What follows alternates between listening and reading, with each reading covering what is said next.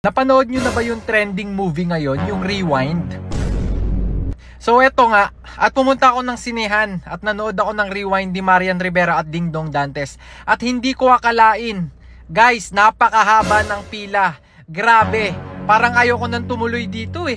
Pero, nakabili na ako ng ticket.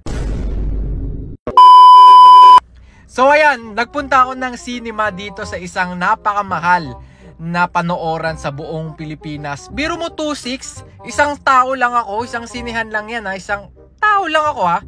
2.6 men. Okay, ayan no, tapos tignan mo, bumili ako, syempre binayaran ko muna yan. Okay, at kasi, kaya ako pinanood to, maraming nagsasabi na nakakaiyak daw talaga tong movie na to. At wala pang movie nakakapagpaiyak sa akin, guys, kung alam nyo. Kaya, sinubukan ko tong Rewind kasi ang ganda raw talaga ng kwento nito. At sa picture pa lang, may luha si Marian Rivera dito at hindi ko mapagtanto bakit siya lumuluha at nakangiti. At si Dingdong Dantes naman ay nakangiti rin. Kaya talagang ako'y bumili na ng popcorn para syempre pag nagpa-popcorn ka habang nagmo-movie, maganda raw talaga. So ayan, biglang dumami yung tao nung showing na, guys. Last full show. Ha?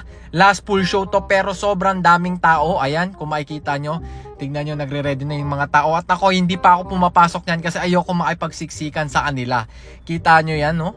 Ang dami talaga. Ayan, sabi ko, pipila na ako kasi magsisimula na yung, yung panood. At hindi pa ako nakakapila. Okay, malilate ako. So ako'y pumila na. At nagulantang ako, guys. Last full show. Kita mo naman, sobrang hanggang dulo pala ang dapat kong lakbayin. Kita nyo si ate, 4 yung popcorn na binili. Okay, sobrang grabe. Mukhang matagal tong movie na to ah. Talagang nahihirapan ako. Pero kailangan kong pumila. At yan na nga. At yan na, papasok na ako dito sa loob ng mall at kita nyo naman no, lahat may popcorn kasi masaya daw manood talaga. So ayan, ang laki ng TV dito sa loob ng sinihan. Kaya pala 2,600. Okay, 2,600 yung ticket. Ang laki pala ng TV. Okay, ayan, pumasok ako dito. At ayan, ay kita nyo, kanya-kanyang pwesto na at unahan kasi to, guys. Unahan yan, first come first serve. So ayan, nagsimula na ang panood at medyo kinikilig ako dito sa mga panahon na to at bigla si Dingdong Dantes ay lumabas at hindi ko ikikwento pero ang pinaka twist netong kwento sa bandang huli naging ipis si Dingdong Dantes.